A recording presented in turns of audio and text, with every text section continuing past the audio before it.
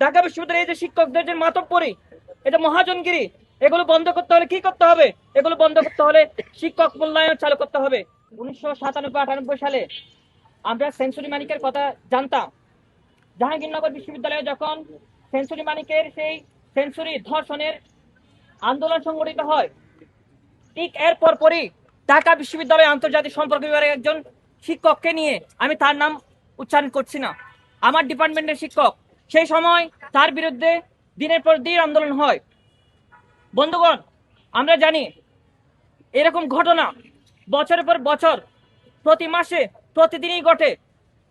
ঢাকা বিশ্ববিদ্যালয়ের শিক্ষক, বিশ্ববিদ্যালয়ের শিক্ষকরা হচ্ছে বাংলাদেশের সকল প্রতিষ্ঠানের সকল স্তরের সবচেয়ে প্রভাবশালী শিক্ষক। কিভাবে জানেন?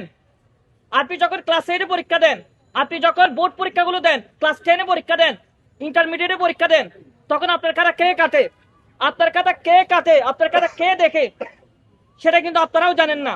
ওই শিক্ষকের হাতে, আপনার শিক্ষকের হাতে আপনার নাম্বার নির্ভর করে না। কিন্তু ঢাকা বিশ্ববিদ্যালয়ে, অর্থাৎ বিশ্ববিদ্যালয়গুলোর শিক্ষকদের এমন ক্ষমতা, তাদের হাতে 50%-এর উপরে নাম্বার তাদের হাতে থাকে।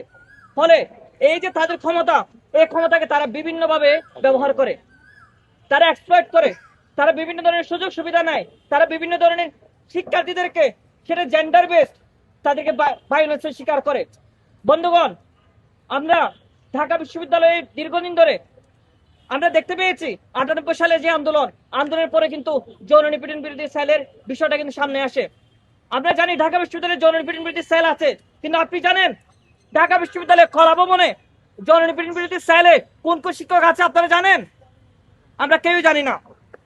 ঢাকা বিশ্ববিদ্যালয়ে প্রত্যেকটা ডিপার্টমেন্টে, প্রত্যেকটা ফ্যাকাল্টিতে যারা যারা যৌন নিপীড়ন বিরোধী সেলের মেম্বার আছেন, তাদের নামগুলো প্রকাশ করতে হবে, আমরা যেন তাদের কাছে যেতে পারি।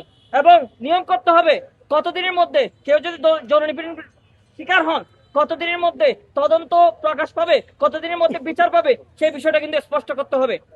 ঢাকা বিশ্ববিদ্যালয়ে যে শিক্ষকদের যে মাতব্বরি, এটা মহাজনগিরি, এগুলো বন্ধ করতে হলে কি করতে হবে? এগুলো বন্ধ করতে হলে শিক্ষক মূল্যায়ন চালু করতে হবে।